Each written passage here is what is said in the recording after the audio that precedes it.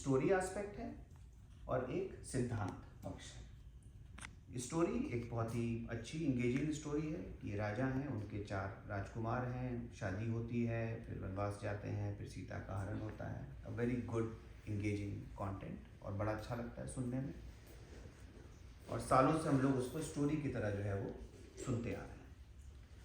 जो रामायण का दूसरा एस्पेक्ट है वो है इसमें छिपे हुए सिद्धांत। रामायण की रचना केवल उसको कहानी की तरह सुनने के लिए नहीं होती। रामायण की रचना, रामायण का क्रिएशन हम लोगों की जीवन की जो भी समस्याएं हैं, जो भी प्रॉब्लम्स हैं, उनके निवारण के लिए हुआ है। और अगर केवल कथा को सुन करके निवारण होना होता, जो मंदिर का पुजारी है उसके पास तो कोई समस्या होनी नहीं चाहिए। वो तो सुबह भी पढ़ रहा है, शाम को भी पढ़ रहा है, सुबह भी आरती कर रहा है, शाम को भी आरती कर रहा है। तो ये जो गैप है बीच में, इसको हम लोग समझने की कोशिश करते हैं कि हम लोग जब इतने सालों से पढ़ते आ रहे हैं तो उसके बाद भी हमारी समस्याएं क्यों सॉल्व नहीं होती है। उसके लिए लेट्स आइडेंटिफाई कि हमारे पास समस्या क्या क्या है। How many kind of problems do we have. तो सारी समस्याओं को 4 कैटेगरीज में बांट सकते हैं। 4 categories of problem in the life. First category हमारे शरीर के स्तर पे, बॉडी, क्या क्या प्रॉब्लम है, बीमारियां लगी हुई हैं हम सब लोगों को। Some diseases are diagnosed, some are not diagnosed. जब हम जाते हैं टेस्ट कराने के लिए तो डॉक्टर बोलता है कि ये भी टेस्ट करो, वो टेस्ट करो, रिपोर्ट आती है, ये भी बीमारी चल रही है, ये भी बीमारी चल रही है। तो शरीर के स्तर पे बीमारियां हैं। शरीर पे ही इंद्रियां आती हैं। इंद्रियों का मतलब हाथ, पाँव, आँख, नाक। इंद्रियां धीरे धीरे काम करना बंद कर देती हैं। हाथों में दर्द होना शुरू हो जाता है, घुटने जवाब देने शुरू कर जाते हैं। थोड़ी देर बैठने के बाद लगता है कि नहीं भाई पैर सीधा करो, नीचे नहीं बैठा जाता। तो ये तो हो गई फिजिकल लेवल की प्रॉब्लम्स, डिजीजेस एंड वीकनेस। इसके ऊपर है मन, माइंड। मेंटल प्रॉब्लम्स क्या है? टेंशन बनी हुई है, हाइपर टेंशन, डिप्रेशन, ये मन की चिंताएं हैं सारी। उसके ऊपर है बुद्धि, इंटेलेक्ट। बुद्धि में ईगो काम करता है बहुत ज्यादा, अपमान और डर बना रहता है, फ्यूचर की अनप्रेडिक्टेबिलिटी कि आगे भविष्य में क्या हो हम लोग सोचते रहते हैं, उसमें अपना एक जुगत लगाते रहते हैं, तो उसका भय बना हुआ है। और उसके साथ साथ चल रहा है ईगो, जिसकी वजह से लगता है अपमान। किसी ने कुछ बुरा कह दिया तो एकदम से गुस्सा हो जाते हैं। पार्टी हो रही है, हमें नहीं बुलाया तो हम तो रात भर नींद नहीं पड़ेगी कई लोगों को। तो ये ईगो की वजह से अपमान लगता है। और उसके ऊपर है अहम, जहां पर अगर कोई परिवारजन, कोई प्रियजन छोड़ के चला जाए, शरीर समाप्त हो जाए, तो उसके जाने का वियोग लगता है। तो जितनी भी हमारी प्रॉब्लम्स हैं, all of these problems can be categorised in these categories: diseases, weaknesses, tension, ego and pains of separation. Ramayan का ये दावा है कि अगर इस ग्रंथ के सिद्धांतों को ठीक से सुना जाए, समझा जाए और प्रयोग में लाया जाए तो इन 5 समस्याओं का हल है। तो रामायण की एक बहुत ही इंपॉर्टेंट चौपाई है जिसमें लिखा है, जो ये कथहि स्नेह समेता, कहीं यही सुनी यही समुझ सचेता, हुई यही राम चरण अनुरागी, कलिमल रहित सुमंगल भागी। ये रामायण का एक प्रॉमिस है कि जो भी इस कथा को स्नेह के साथ सुनेगा, कहिए ही सुनिए ही समुझी सचेता, कहेगा, सुनेगा और सचेत होकर के समझेगा। केवल कहना और सुनना नहीं है, समझने वाली बात है।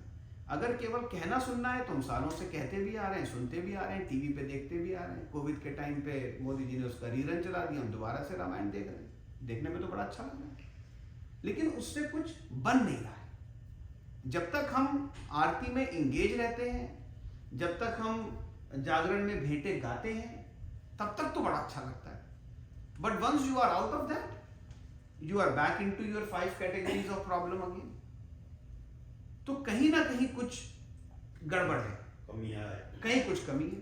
भाई रामायण तो गलत है नहीं, वो तो एक साइंटिफिक ग्रंथ है। हमको उस ग्रंथ को समझने में, जैसे हम लोग फिजिक्स केमिस्ट्री पढ़ते थे, अब वो केमिस्ट्री में हम लोगों ने पढ़ा, एक फॉर्मूला होता है कि 2 मॉलिक्यूल हाइड्रोजन और 1 मॉलिक्यूल ऑक्सीजन जो है वो पानी बनाता है, H2O कहते हैं उसको। अब हमने पढ़ तो लिया, अब हम लैब में जाते हैं उसको एक्सपेरिमेंट करने के लिए, उसको राइट टेम्परेचर चाहिए, राइट प्रेशर चाहिए, तो फॉर्मूला जो है वो, भाई फॉर्मूला इज करेक्ट, हम उसको समझ नहीं पा रहे हैं, और अगर समझ रहे हैं तो उसको हम ठीक से उसका प्रैक्टिकल नहीं कर पा रहे, गैप यहाँ पर। तो रामायण कहती है कि अगर इस ग्रंथ को स्नेह के साथ, स्नेह के साथ मतलब कॉन्फिडेंस के साथ, बिना किसी डाउट के, जहां स्नेह होगा वहां पर डाउट नहीं हो सकता है, अगर स्नेह के साथ इस ग्रंथ को कहा जाए, सुना जाए और सचेत होकर के समझा जाए, तो हुई ही राम चरण अनुरागी, आपको अपने जीवन में उस ब्रह्म का एक्सपीरियंस होगा जिसके पास ये 5 कैटेगरीज ऑफ प्रॉब्लम नहीं है। God made man after his own image. तो अगर हम वाकई गॉड की इमेज के हिसाब से बनाए गए हैं, तो भगवान को तो बीमार पड़ना नहीं चाहिए, भगवान के पास तो टेंशन होनी चाहिए, उसके पास तो ईगो की कोई प्रॉब्लम होनी नहीं चाहिए, लेकिन हमें है। तो हुई ही राम चरण अनुरागी और कली मल रहित सुमंगल भागी। जो कलयुग के मल है, जो आपको बताया कि बीमारियां हैं, थकावट है, चिंताएं हैं, अहंकार बना हुआ है, वियोग है, ये कलयुग के मल हैं। तो कली मल रहित यानी कि इन मलों से हम फ्री हो जाएंगे, और सुमंगल भागी, फिर everything will be the way it should have been. तो ये this is what we are trying to understand, कि अगर इतना स्ट्रॉन्ग प्रॉमिस इतने बड़े ग्रंथ में किया गया है, और हम उस ग्रंथ को जानते भी हैं, हम समझते भी हैं, हम पढ़ते भी हैं, लेकिन हमें उस पर उतर नहीं पा रहा है, अनुभव नहीं हो रहा है। गारंटी दे रहे हैं, गारंटी है तो अब भगवान कहते हैं एक जगह पे, सखा सोच त्यागहु बल मोरे, सब विधि घटब काज में तोरे। ये सुग्रीव का इंस्टेंस है कि जब सुग्रीव भगवान के पास आते हैं, कहते हैं कि मेरे भाई ने मेरी पत्नी को चुरा लिया और मैं तो यहाँ जंगल में अब छुप छुप करके रह रहा हूँ, तो भगवान कहते हैं सखा सोच त्यागो बल मोरे, सब विधि घटब काज में तोरे। सब विधि का मतलब ऐसा नहीं है कि उसमें कोई क्लॉज लगा हुआ है कि मैं वीकेंड पर तुम्हारा काम नहीं करूंगा, या शाम को 6 बजे के बाद मैं तुम्हारा काम नहीं करूंगा, या होली दिवाली दशहरा, या ये क्लॉज लगा दिया। सब विधि घटक, अगर ये प्रॉमिस भगवान का है और रामायण में किया हुआ है, और हमारे तो काम हो नहीं पा रहे, हमारे तो काम सारे अटके हुए हैं, तो वो तो बैठा हुआ है वहां पर सब विधि घटक काज करने के लिए, हम उसके साथ कनेक्शन नहीं बना पा रहे। To translate this in English a little bit for these kids to understand. Okay, so what? Yeah, I understand. Okay. If not, then I can talk to you tomorrow over the breakfast. So anyways, तो ये जो हम exercise करने की कोशिश कर रहे हैं, ये उन प्रिंसिपल्स को समझने की कोशिश कर रहे हैं कि क्या है वो प्रिंसिपल्स जिनको अगर हम रामायण में पढ़ करके समझें, तो ये 5 जो समस्याएं हैं ये हमारे जीवन से धीरे धीरे चली जाएंगी। ओवरनाइट कुछ नहीं होगा। ओवरनाइट तो आप पहले फिजिक्स की क्लास में जाते हो, वहाँ का चैप्टर पढ़ते हो, फिर एक्सपेरिमेंट करते हो, एक्सपेरिमेंट पहली बार में आपका सक्सेसफुल नहीं होता, वापस आप टीचर के पास जाते हो, नोट्स कंसल्ट करते हो, फिर आप वापस, तो इट्स अ प्रोसेस। हर चीज़ में प्रोसेस लगता है। रोटी पहली बार में तो आंटी गोल किसी की नहीं बनती है। आटे होना चाहिए, आटा कितना पतला है, कितना गाढ़ा है, गेहूं का आटा है कि जौ का आटा, कोई साइंस लगानी पड़ती है, सीखना पड़ता है उसको।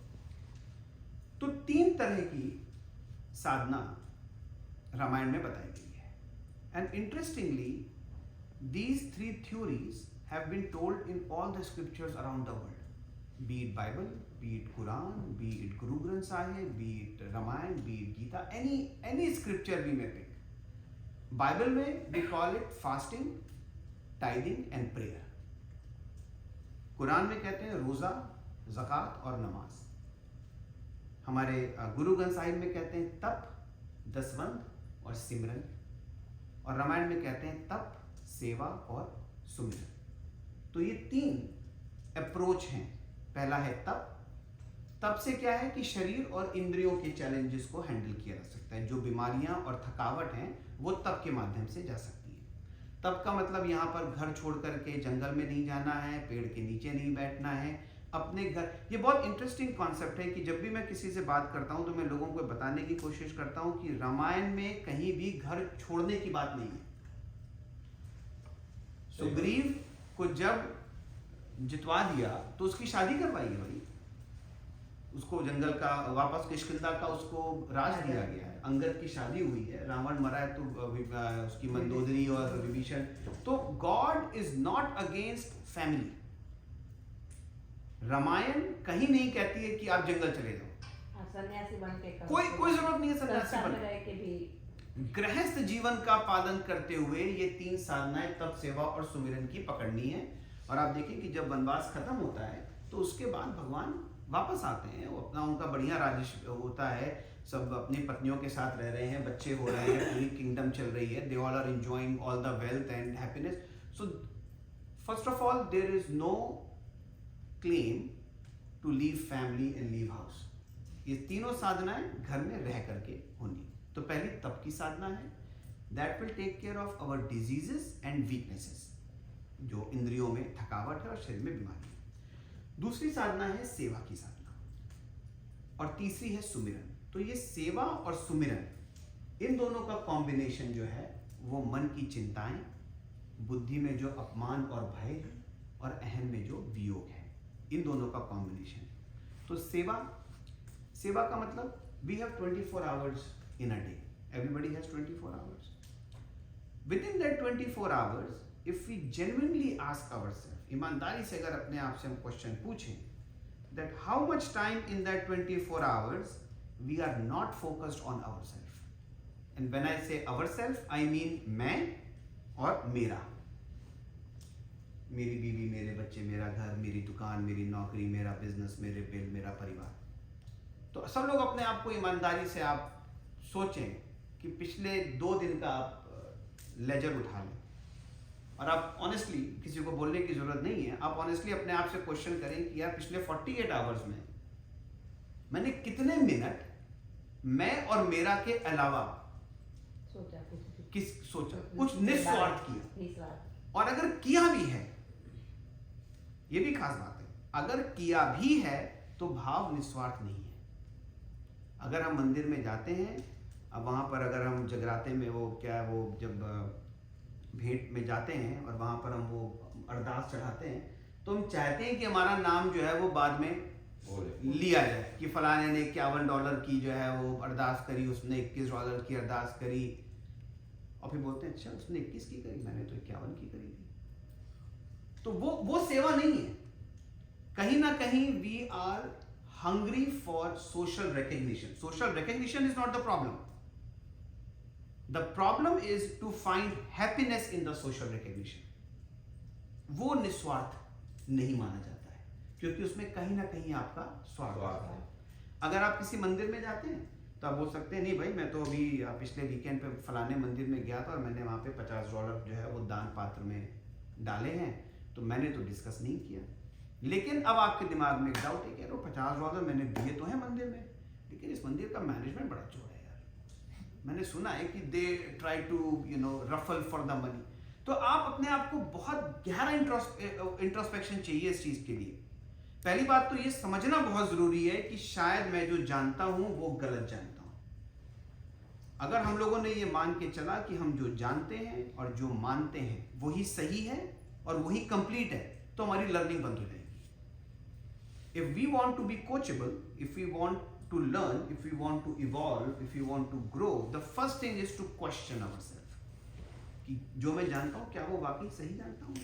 मैं सोच तो रहा हूँ कि मैं सेवा कर रहा हूँ, मंदिर में जाकर के $50 दान पेटी में डाल रहा हूँ, लेकिन क्या मैं वाकई उसको डाल करके भूल गया या मेरे दिमाग में कैलकुलेशन चल रही है? तो सेवा जो रामायण में बताई गई है वो है निस्वार्थ सेवा। निस्वार्थ सेवा जिससे आपका कोई मतलब ना हो, आपके अपनों का कोई मतलब ना हो, और दाएं हाथ को पता ना चले कि बाएं हाथ ने क्या सेवा कर दी है। इतनी साइलेंट सेवा होनी चाहिए। तो ये है सेवा। सेवा में टाइम से निकाला जाता है, सेवा में पैसे से निकाला जाता है। हम लोग 24 घंटे भी work for our self and for our family. Fact है, जितना भी पैसा हम अर्न करते हैं वो सारा अपने ही वेलफेयर फंड में जा रहा है। तो भगवान कहते हैं कि मैंने तुम्हें 10 इंद्रियां दी हैं, 5 ज्ञानेंद्रिय हैं और 5 कर्मेंद्रिय हैं। ज्ञानेंद्रिय क्या होती हैं? जैसे आँख है, कान है, नाक है, जबान है, त्वचा है, ये ज्ञानेंद्रिय है। और कर्मेंद्रिय क्या है? हाथ है, पैर है, मुंह है, रिप्रोडक्टिव ऑर्गन्स हैं और जो मल निष्कासित करने के हैं। तो ये 5 ज्ञानेंद्रिय और 5 कर्मेंद्रिय। भगवान कहते हैं कि तुम इन 10 इंद्रियों से अपना उल्लू सीधा करने के लिए 24 घंटे काम लेते हो। फैक्ट है ये। इन्हीं 10 इंद्रियों को हम यूज करते रहते हैं और केवल अपने सेल्फिश पर्पस के लिए। तो भगवान कहता है इस 10 में एक एटलीस्ट 10%, 10वां हिस्सा तुमको सेवा में देना चाहिए, निस्वार्थ सेवा में। और यहां पर इसके लिए बहुत बड़ा कलेजा चाहिए कि अगर कोई $5,000 महीना कमा के लाता है, उसमें बोलो यार $500 तुमको भगवान के निकालने चाहिए। अरे यार $500 में तो मेरा बिजली का बिल हो जाएगा, मेरा गैस का बिल हो जाएगा, मेरी 2 हफ्ते की गैस हो जाएगी। और भगवान कहता है यार जिन 10 इंद्रियों की वजह से तुम $5,000 कमा करके ला रहे हो, अगर वो इंद्रियां मैंने छीन ली, तुम $5 नहीं कमा पाओगे उसके बाद। अगर भगवान कहता है कि मैं तुम्हारा पार्टनर हूं, एक तुम्हारा शरीर है और एक शरीर के अंदर आत्मा है, मैं अंदर हूं, तो I am your partner. With this and this you are running your life, now you are getting some rewards. तो how is it possible that this should not get his share? अगर आप कोई बिजनेस करो और एक partner यहां हो और एक पार्टनर मान लीजिए आपका बॉम्बे में बैठा हुआ हो, तो उसको आप मंथली क्वार्टरली बिजनेस रिपोर्ट भेजोगे ना, क्योंकि भाई इन्वेस्टमेंट तो उसकी भी हुई है। तो ऐसा तो है नहीं कि वो दिख नहीं रहा है तो आप उसको उसका शेयर भेजोगे नहीं, उसको उसके तो दोगे ना। नहीं दोगे तो क्या करेगा? वो अपनी फंडिंग रोक देगा, बस फिर आप ढूंढते रहो, हो गया आपका बिजनेस खत्म। तो this is very important to understand कि जो भी ये जीवन मिला है, आप अपना उल्लू सीधा करें, कोई दिक्कत नहीं है। आपको जीने के लिए मिला है, अपना परिवार पालने के लिए मिला है, अपनी जिम्मेदारियां पूरी करने के लिए मिला है, आपस में प्यार करने के लिए मिला है। लेकिन उस प्रोसेस में ये जो अंदर का पार्टनर है, इसको ना भूला जाए। तो ये हो गई सेवा की साधना। और तीसरी है सुमिरन। सुमिरन का मतलब यहाँ पे झांझ, करताल, कीर्तन, घंटा, घड़ियाल, इससे नहीं। सुमिरन का मतलब जो हम लोगों ने अभी 15 मिनट किया, जिसको कहते हैं मेडिटेशन। तो आज थोड़ा सा मेडिटेशन के ऊपर हम लोग, अभी समय है हमारे पास? ओके। क्योंकि आज कुछ लोगों ने नया ज्वाइन किया, तो मेडिटेशन की जो डेफिनेशन है वो है ध्यानम निर्विषयम मना। मन का निर्विषय होना ध्यान की स्थिति है। तो आप बोलेंगे मन निर्विषय कैसे होगा? 15 मिनट जब आंख बंद करके बैठे हैं तो सिवाय अंदर से विषय निकल रहे, विचार निकल रहे सब लोगों के, और सबको पता है कि कितनी दूर तक आपका दिमाग चला गया होगा 15 मिनट में। अमेरिका छोड़ो, इंडिया, फिर इंडिया की भी कहाँ, कौन याद आ गया, कौन नहीं आया, किसके ऊपर गुस्सा निकाला होगा आपने 15 मिनट के अंदर। You must be angry at some people for those 15 minutes. You would be very happy for some people in those 15 minutes. तो मन के 2 विषय हैं, मन केवल 2 जगह जा सकता है। It's a very simple process. गो गोचर जहां लगमन जाई, सो सब माया जान पाए। तो मन के 2 विषय हैं। आपका मन या तो इन्वॉल्व होता है मैं में, अपने लिए, what you can do for yourself, इसमें आपके मन पूरा इंगेज रहता है सुबह से लेकर के शाम तक। और दूसरा आपका मन इन्वॉल्व होता है मेरा में। अगर मैं अपने लिए नहीं सोच रहा हूं तो मैं अपने परिवार के लिए सोच रहा हूं। तो आपका मन इन 2 चीजों में हमेशा ऑक्यूपाइड रहता है, अटका हुआ है। भगवान कहते हैं ध्यानम निर्विषयम मना। अगर मन को इन 2 सब्जेक्ट से कुछ टाइम के लिए इंडिपेंडेंट कर दिया जाए, तो अब मन कहां जाएगा? अब मन के पास सिवाय अंदर कनेक्ट होने के और कोई जगह नहीं है जाने के लिए। क्योंकि जब आप ध्यान आंख बंद करके बैठे होंगे, आपका विचार निकल रहा है, कुछ टाइम के लिए आपको ये पता ही नहीं चलेगा कि आपके विचार निकल रहे थे। थोड़ी देर के बाद आपका मन वापस आया होगा और तब आपको एहसास होगा अरे मेरा तो मन भाग गया था। तो वो जो एब्सेंट पीरियड है, जैसे हम कोई बुक पढ़े मान लीजिए, so we start reading a book and then suddenly we realise that oh I was reading the book, my mind escaped some place. तो वो जो सम प्लेस है जहां पर आपको रिकलेक्शन नहीं है कि आपका माइंड कहां गया, वो जगह है जहां पर आपका कनेक्शन उस डिवाइन पावर के साथ होता है। And when your mind comes back, वो अपने साथ एक एनर्जी लेकर के आ रहा है। तो ध्यान को निर्विषय करना, लेकिन अब क्वेश्चन ये कि भाई हम तो 24 घंटे कुछ ना कुछ तो दिमाग में चलता ही रहता है, जॉब कर रहे हैं, आ रहे हैं, जा रहे हैं, घर परिवार है, तो निर्विषय कैसे हो सकता है? इसलिए इसका बोला गया कि एक प्रोसेस है, दिन में 3 बार कम से कम, 3 times a day, 15 to 20 minutes every time। तो जब हम इसको धीरे धीरे प्रैक्टिस करेंगे तो हम देखेंगे कि विचार आ भी रहे हैं और विचार जा भी रहे हैं। तो जैसे मैंने एक पीछे एग्जांपल दिया था कि आप ऐसे इमेजिन करें कि एक रूम है, देयर इज अ रूम, एक अपना जो भी रूम इमेजिन करें, लिविंग रूम, ड्राइंग रूम, जो भी अच्छा लगे, उसमें एक दरवाज़ा है एंड 2 or 3 विंडोज। दरवाज़ा खुला हुआ है, विंडोज खुली हुई है, बाहर आंधी चल रही है, धूल उड़ रही है, whatever dust outside the room. If the doors and windows are left open, we will realize that very soon all that dust will start setting in. Then what do? We take a vacuum, we take a Swiffer and we start cleaning the room. But we feel that our cleaning process और better हो सकता है सफाई करने का अगर हम खिड़की दरवाजे बंद करके फिर सफाई करें रूम की। Let me close the doors and windows first and then let me clean the room. It will be more faster way to do it.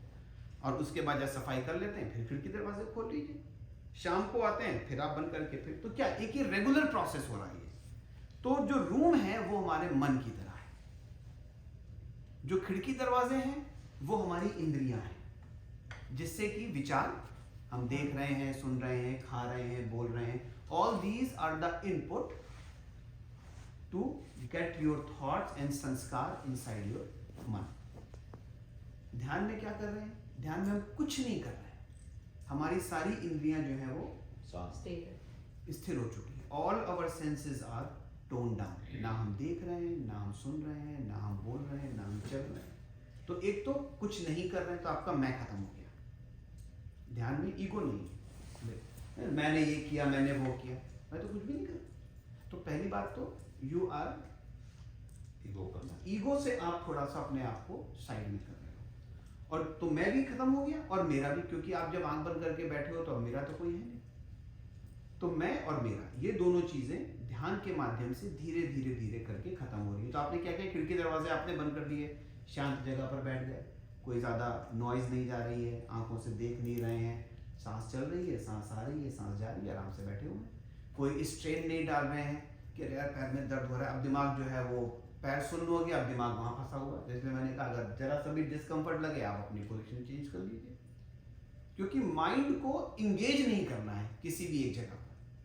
अब जब खिड़की दरवाजे बंद कर दिए, अब आपकी क्लीनिंग प्रोसेस शुरू हुई। जब 15-20 मिनट्स की क्लीनिंग प्रोसेस हो गई, अब आपने फिर से अपने खिड़की दरवाजे खोल दिए, फिर से रोजमर्रा के काम में हम लोग बिजी हो गए। कुछ टाइम के बाद एक सेकंड राउंड इस सेटिंग का हो जाए। तो नॉर्मली सुबह का एक समय अच्छा माना जाता है, एक शाम का समय अच्छा है। सुबह जैसे हम सो करके उठते हैं तो अपना 15-20 मिनट्स मेडिटेशन करके अपने दिन आप शुरू करें। दिन में अगर आपको समय मिल पाए, लंच आवर्स होते हैं, तो मैंने कही अब तो यहाँ पे एक नया ट्रेंड देखा है, I did not know that people go in their car and take a nap during their lunch hours. I did not know that. तो मैंने कहा तो मेरे को बहाना मिल गया। पहले तो मुझे बड़ा अजीब सा लगता था कि मैं दिन में जाऊं और गाड़ी में बैठ करके मेडिटेशन करूं तो क्या होगा। मैं उस दिन गया, मैंने देखा 3 लोग तो वैसे ही सो रहे हैं गाड़ी में। तो now I got a reason to be out during my lunch hour and sit in my car, close my eyes for 15 minutes. और शाम को जब घर लौट करके आ रहे हैं तो सब लोग, घर परिवार के सारे लोग 15 मिनट के लिए फिर से आए। So it's very easy. इसमें कोई 15 मिनट टीवी तो बंद करना है केवल, और क्या करना है। टीवी बंद करते हैं, अंदर का टीवी देखना शुरू कर देते हैं। I kid you not, अंदर का सास बहू इतना इंटरेस्टिंग है कि बाहर के टीवी में आपको वो मजा नहीं आएगा। एक बार जब वो स्वाद लग जाएगा उसका तो it will be very interesting. तो ये बहरहाल ध्यान की साधना है। जब इस साधना को हम धीरे धीरे धीरे धीरे प्रैक्टिस करेंगे तो हम देखेंगे कि ईगो, अहंकार, मैं और मेरा धीरे धीरे करके धीरे धीरे, क्योंकि सालों की परतें पड़ी हुई हैं। आप एक ऐसे रूम की सफाई कर रहे हो जिसमें 25-30 सालों से खिड़कियां दरवाजे खुले हुए हैं। तो आप इमेजिन करो कि डस्ट की लेयर जो है वो कितनी ज्यादा होगी, तो उसको कितना आपको घिसाई जो है वो, जले हुए बर्तन को साफ करने में जो है वो बड़ी मेहनत लगती है। लेकिन एक बार अगर वो बर्तन साफ हो गया, अब आपको केवल टाइम टू टाइम जब भी आप उसमें सब्जी बनाओ उसको राइट अवे आपने उसको साफ कर दिया, आपका बर्तन जो है वो चमकता रहेगा। तो इसलिए एक बार सुबह, एक बार दोपहर में, एक बार शाम को, 1 घंटा तीनों का मिला करके 15-20 मिनट, 15-20 मिनट, 15-20 मिनट। तो ये ध्यान की साधना है। तो ये 3 साधनाएं हैं जिसके ऊपर हम लोग रामायण से अलग अलग इंस्टेंसेस उठाते हैं। रावण कौन है, हनुमान कौन है, सीता जी किसका रिप्रेजेंटेशन है, भगवान राम कौन है, 4 भाई क्यों हैं, 5 भी हो सकते थे, अगर हैं तो उसमें फिर 2 लोग जुड़वा क्यों हैं। तो there is a representation of all these characters in our life. फिर हम लोग जब भी वीकली मिलते हैं तो हम लोग एक एक कैरेक्टर को उठा करके उसको एनालाइज करने की कोशिश करते हैं और देखते हैं कि हम कहाँ पर वो कैरेक्टर हमारे लाइफ में हमको इम्पैक्ट करता है, हाँ, क्या उसकी इम्पोर्टेंस है। तो बहरहाल ये 3 साधना है, तप, सेवा और सुमिरन। तो तप की साधना मैं आप लोगों को थोड़ा सा टच कर दूं। The tap is related to our dietary system. Whatever dietary system medical science has made, whatever researches has been made around the world, चाहे फास्टिंग हो, चाहे डाइटरी प्लानिंग हो, चाहे ईटिंग हेल्दी हो, everything is there in Ramcharitmanas. And this is the calculator. This hand is the calculator. Kshitiz जल पावक गगन समीरा, पंच रचित ये अधम शरीरा। 5 चीजों से इस शरीर की रचना हुई, क्षिति जल पावक गगन और समीर। तो आप इस हाथ को आप बहुत ध्यान से देखिए, ये 4 उंगलियां हैं, एंड दिस वन थंब, ये थंब सबसे अलग है और ये 4 एक साथ है। तो जो 5 एलिमेंट्स हैं, क्षिति जल पावक गगन समीर, तो जो ये एलिमेंट है, ये है ना खाने का एलिमेंट। ये 4 चीज वो एलिमेंट है जिससे खाना बनता है। जैसे क्षिति मतलब धरती तत्व, अनाज, जल मतलब सब्जियां, पावक मतलब अग्नि, अग्नि से क्या बनता है, फ्रूट्स, और जल का मतलब पत्तियां। और उसके बाद क्षिति जल पावक, गगन का मतलब कुछ नहीं खाना, हवा, और समीर मतलब वायु, वायु से पत्तियां। तो अनाज, सब्जी, फल और पत्ती, ये 4 तो खाने की चीजें हो गई। जो भी हम खाना खाते हैं इन चारों में एडजस्ट हो जाएगा, एवरीबडी एग्रीज। अनाज तो गेहूं, आटा, चावल, सब्जियां हर तरह की हरी सब्जी हो गई, फल हर तरह का फल आ गया, और पत्तियां आ गई, जिसमें पालक है, सरसों है, जो भी पत्तियां खाते हैं। और एक ये अंगूठा किस चीज का है, ना खाने का। तो क्षिति जल पावक गगन समीरा, पंच रचित ये अधम शरीर। पंच रचित है, पंच चलित नहीं है। इन 5 चीजों से रचना हुई है। जब बॉडी बड़ी हो रही है, मान लीजिए बच्चा है, छोटा बच्चा है, कितनी एज है इसकी? How old are you? 12. So the human body will grow up to almost about 20-21 years तक एक ग्रोथ मानी जाती है। तो imagine you are building a house. आप एक घर का कंस्ट्रक्शन करवा रहे हैं। तो जब घर का कंस्ट्रक्शन होता है तो उसमें तमाम सारा रॉ मटेरियल लगता है।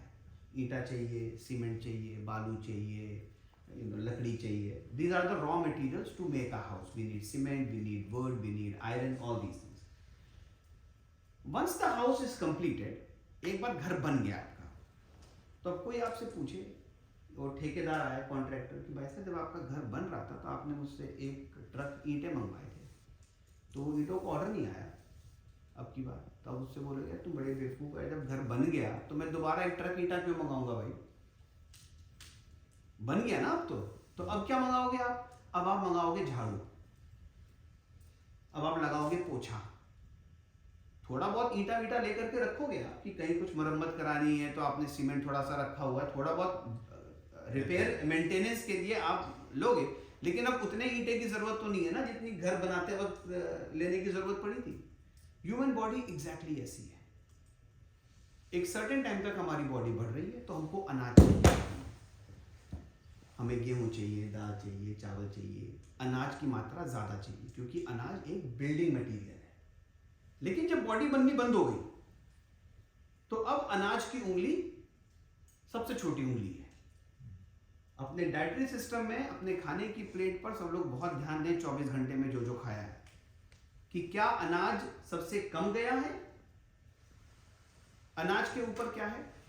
सब्जियां हैं, सब्जियों के साथ ये पत्तियां हैं, और सबसे ज्यादा बॉडी में फ्रूट चाहिए। अब आप लोग सेल्फ एनालाइज फिर से करें अपने आप को, पिछले 24 घंटे में जो जो खाया है, अब आप लोग खुद डिसाइड कर लें कि किस उंगली को आपने कितनी इंपॉर्टेंस दी है। और मैं गारंटी के साथ कह सकता हूं कि ये छोटी उंगली जो अनाज की है, ये सबसे बड़ी बन गई होगी। क्षिति जल पावक गगन समीरा, पंच रचित यह अधम शरीरा। चलित नहीं है, क्योंकि अब 21 साल हो गए पूरे। अब सुबह 2-2 आलू के पराठे खाने की जरूरत नहीं है। अब हमें सब्जियां ज्यादा चाहिए, हमको पत्तियां ज्यादा चाहिए। इंटेलिजेंस की देखिए, अगेन फिर हम वहीं पर आते हैं कि अरे यार, अब घर में कोई पार्टी हो रही है, अब दोस्त यार आए हैं तो कुछ खाना पिए। अरे बिल्कुल खाएंगे पिएंगे, क्यों नहीं खाएंगे, लेकिन दिमाग में याद रखिएगा कि अगर आज हैवी ईटिंग कर ली है, किसी पार्टी को अटेंड कर लिया है, खा लिया हम लोगों ने, अच्छे से एंजॉय कर लिया आज, अब 2 दिन तक अपनी बॉडी को बहुत सीवियर आप डिसिप्लिन में लेकर के आएंगे। और वो डिसिप्लिन में तभी आ पाएगा जब आप इस बात को समझेंगे कि अनाज की जरूरत बॉडी में सबसे कम है। मैं पार्टी में गया था, मैंने वहां पे 3 नान 4 पूड़ी निपटा ली है। जितना मुझे अनाज हफ्ते में खाना चाहिए था, मैंने एक रात में खा लिया है। तो अब भाई, अब बॉडी को थोड़ा इस उंगली को वेट करा देते हैं, और क्यों ना सब्जी, फल और पत्तियों के ऊपर 3-4 दिन तक जरा फोकस कर दिया जाए। इसीलिए हमारे हिंदू कल्चर में ना खाने के दिन ज्यादा हैं। हर हफ्ते जो है किसी ना किसी देवी देवता का दिन जो है वो असाइन कर दिया गया, कि आपको एक रीजन दिया गया कि भैया आज संतोषी माता के नाम पे मत खाओ, आज हनुमान जी के नाम पे मत खाओ, आज क्या है वो शनि भगवान के नाम पे मत खाओ। मत खाओ पे ज्यादा जोर दिया गया है।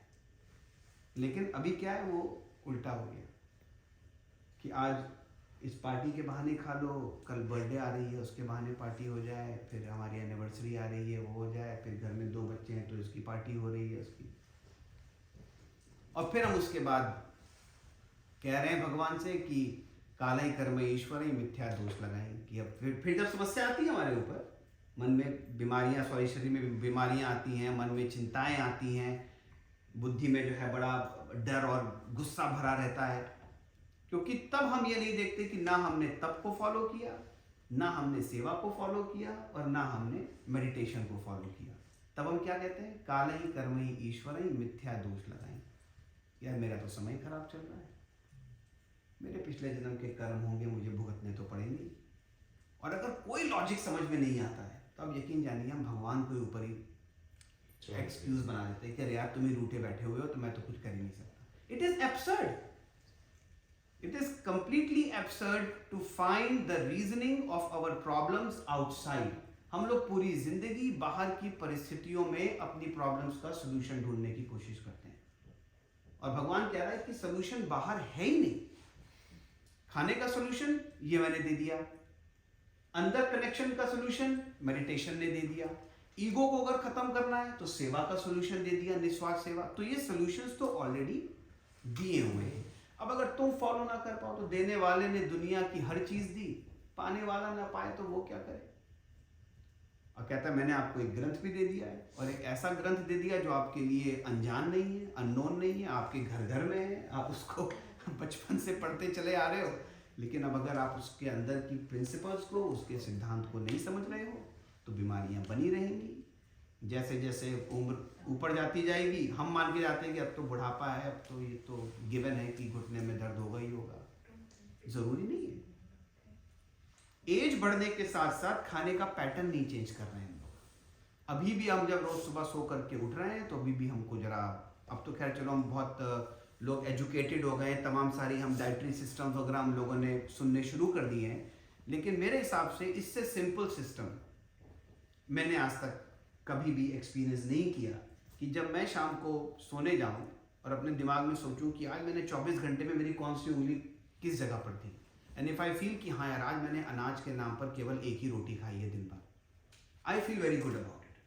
कि इसका मतलब मेरे शरीर में फ्रूट्स बहुत गए हैं, मेरे शरीर में पत्तियां बहुत गई हैं, मेरे शरीर में वेजीज बहुत गई हैं, और जिस दिन पार्टी करनी है, मैं तो बहुत पार्टी करता हूँ, मुझे बहुत मज़ा आता है, दोस्तों के साथ गपशप करो, खाओ पियो, उसके बाद अगले 2-3 दिन तक बॉडी को थोड़ा सा लेवल पे ले आते हो आप, क्योंकि आपको ये कंसेप्ट समझ में आ गया।